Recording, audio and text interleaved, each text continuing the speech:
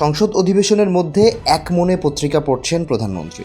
দেশের সব সংবাদের চোখ বুলিয়ে নিচ্ছেন, রাখছেন ৫৬,০০০ বর্গমাইলের খবর। সংসদে বসে পত্রিকা পড়ার কারণে ঠিক এভাবেই প্রশংসা করাচ্ছেন প্রধানমন্ত্রী তারেক রহমান। বিভিন্ন গণমাধ্যমে প্রধানমন্ত্রীর ভূয়সী প্রশংসা করে প্রকাশ করা হচ্ছে প্রতিবেদন।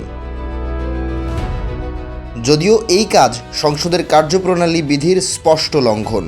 বিধি অনুযায়ী অধিবেশন বা সংসদের বৈঠক চলাকালে কোনো সদস্য পত্রিকা পড়তে পারবেন না। অধিবেশনের মধ্যে হঠাৎ মুঠোফোন বেজে ওঠা নিয়ে সাংসদদের বেশ কয়েকবার সতর্ক করেছেন স্পিকার। বিধি ভাঙা নিয়ে স্পিকারের প্রশ্নবাণে বিদ্ধ হয়েছেন অনেকে। যদিও প্রধানমন্ত্রীর বিধি ভাঙা নিয়ে নিশ্চুপ সংসদের অভিভাবক।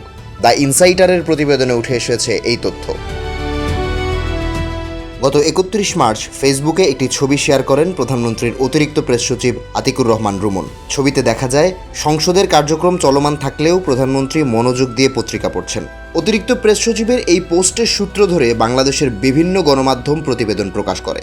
দৈনিক সমকাল, বাংলাভিশন, জাগো নিউজ সহ বেশ কয়েকটি গণমাধ্যমের খবর বিশ্লেষণ করে দেখা যায় বিধি লঙ্ঘনের বিষয়টি এড়িয়ে গিয়ে উল্টো প্রধানমন্ত্রী তারেক রহমানের প্রশংসা করা হয়েছে প্রতিবেদনগুলোতে।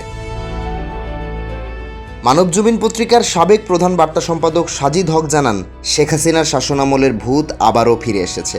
আওয়ামী লীগের ১৫ বছরের মতো বর্তমানেও সরকারের প্রশংসায় মুখর হবার ইঙ্গিত পাওয়া যাচ্ছে। বহুল আকাঙ্ক্ষিত সংস্কার ইস্যু সেভাবে গুরুত্ব পাচ্ছে না, অথচ প্রধানমন্ত্রীর প্রশংসামূলক নানা খবর প্রায়ই দেখা যাচ্ছে। জাতীয় সংসদের কার্যপ্রণালী বিধির ২৮তম অধ্যায়ে সংসদ সদস্য কর্তৃক পালনীয় বিধান উল্লেখ করা আছে।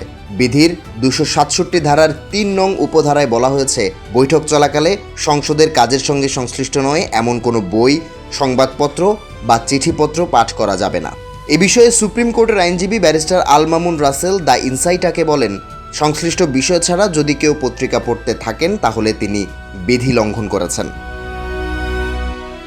১১ নং উপধারার অনুসারে সংসদের দর্শক গ্যালারিতে থাকা কাউকে উদ্দেশ্য করে কোনো বক্তব্য দেওয়া যাবে না। এই বিধি লঙ্ঘন করে বাবার উদ্দেশ্যে বক্তব্য দেয় এনসিপির এমপি হান্নান মাসুদকে সতর্ক করেন স্পিকার। ভারত, ব্রিটেন এমনকি কানাডার পার্লামেন্টেও একই নিয়ম মেনে চলতে হয়। উদ্ধৃতি ছাড়া সংসদে পত্রিকা পড়ার কোনো নিয়ম নেই। আইন সবার জন্য সমান নাকি সংখ্যাগরিষ্ঠদের জন্য আলাদা, সে বিষয়টিও খোলাসা করার অনুরোধ বিশেষজ্ঞদের।